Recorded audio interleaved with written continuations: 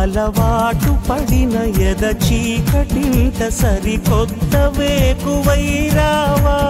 కిరణాలు పడని తెర చాటులోని ఏకాంతమే వదులుకోవా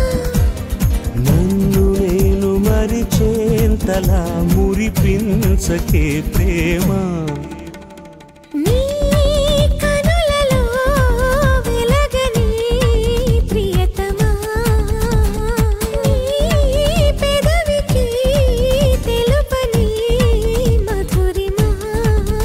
సరళాల చిలిపితనమా